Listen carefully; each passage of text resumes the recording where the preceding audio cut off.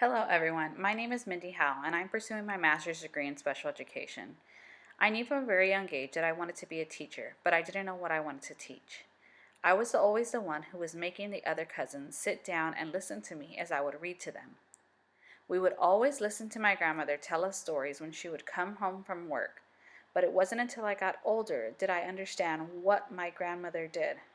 My grandmother was a special education paraprofessional for an alternative campus. She would talk to us about the kids who were having trouble reading and why they ended up on her campus. She is the main reason I went into teaching, to help kids not only build their reading, but also their confidence in their education. I graduated with my undergraduate degree from Texas A&M San Antonio in May of 2015. I knew there was a next step for me, and I wanted to get my master's degree. I would be the first in my family to move on to a graduate level degree. So as soon as the summer started, I had already entered into the UIW graduate school. I took research methods with Dr. Oz, who is now the dean of the program. I learned so much from research and I was ready to go back for more. Due to financial reasons, I knew I wasn't going to be able to afford UIW. So I enrolled at UTSA, and that is where I left off. That has been the best decision I've ever made. UTSA has been awesome for professors, my advisors, my colleagues, and everybody who I've met throughout the way.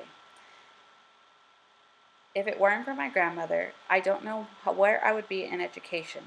She is the reason that I have gone into education.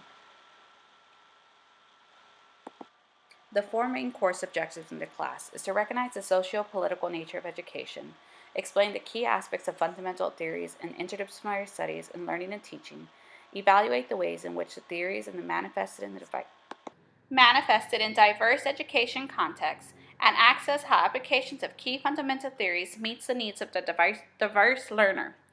Each one of these topics have gone into detail about the things that we don't think of when we're teaching our kids in this class. In this class, we get to dive into many of them and break them down into what we really learn and what they consist of. The socio-political nature of education entitles a number of different things for our students. Social justice for our students means that learners, no matter the class or color, have equal access to proper education. As teachers, we must be a voice for our students and fight for what is right in the education system.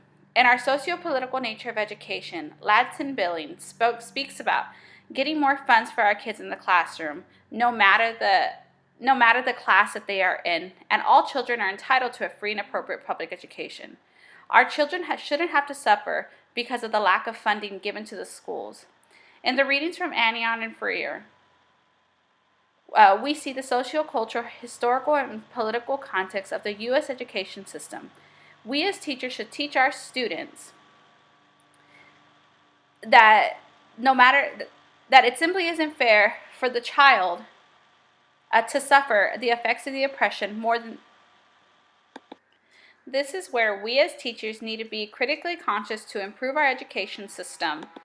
This comes along with being ethical and professional in everything that we do in the classroom, no matter the social class.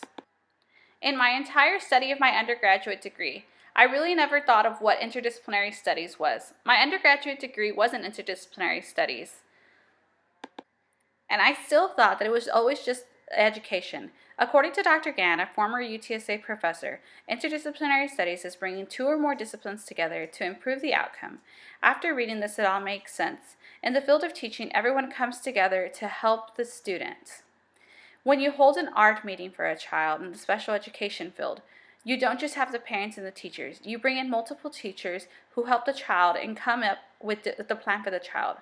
Working with different people from different fields, coming together for the same purpose can be a lot of people.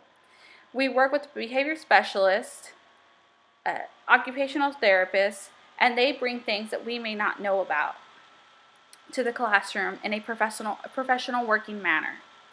An article from Nasani gave us 10 reasons why interdisciplinary knowledge and research is so important. Some of the ones that I believe in education field are followed. Cross-disciplinary oversights, when the professional in different fields catch something that we may not have been aware of. Academic freedom, getting to look up the research whatever you want in the field of study that you are in. In the article, she also tells us about the drawbacks that can come with this, putting all the disciplines together. It can also be taken as a challenge in some fields that they are working with. Coming together during a conference period once a week or even in a month, we as teachers can come up with our teaching minds to make new ideas to work on in the classroom. In the field of special education, this is something that we do every day. Working with general education teachers, getting all the data from different people in the classroom to work with the child to see how they are doing in that class. Interdisciplinary is something that I feel that so many people would benefit from. This can be in all different fields, not just education. As a team, we can come up with so much more rather than doing everything on our own.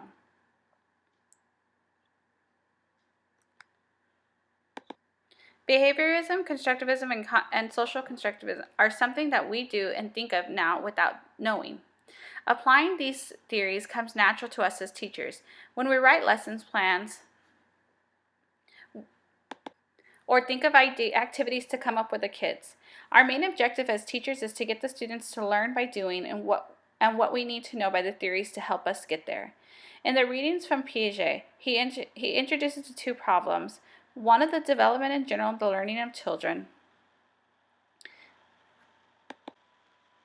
Development is a spontaneous process tied to embryogenesis, where learning is provoked by the external situations.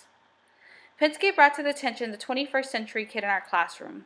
We have had this kid in our class who loves technology. This is something that grows bigger and bigger for years.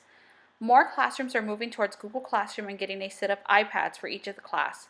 Pinsky refers to our students as digital natives who are ever so changing in the world we live in. As teachers, we need to look at things differently and see where the students are coming from. Something that I found very interesting from this article is that he talks about the student engagement. Our students lack the true prerequisites for learning. This is something that I really never thought about until now, and now it makes sense. If you ask them a question about a passage that we just read, they can't come up with the answer. Now, if you ask about a video game or social media influencer, they know all about this person. He says this true prerequisite for learning has really stuck to me and thinking about my own classroom. Being a special education inclusion teacher, this article is something that I can most relate with. This is something that I do day in and day out, providing services for our students who are in the general education classroom. This is something that both parents and educators, we have to have a great impact on. We come together for the ARD meeting and for the purpose of the student and to see what the best placement for the student is.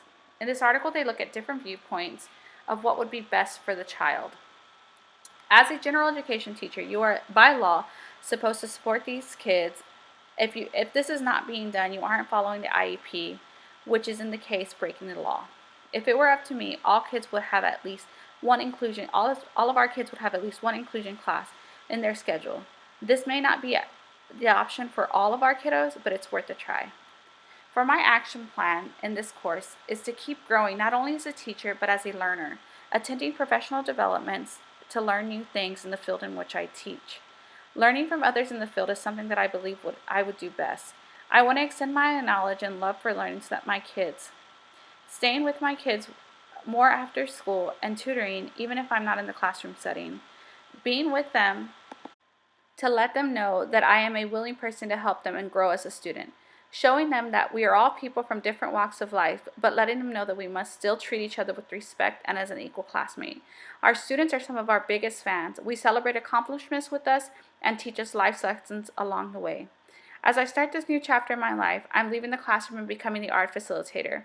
I will keep what I've learned from this ILT class close to me, as we have been exposed to so many different aspects of learning, from learning the academic achievement gap to reading articles on adult learning.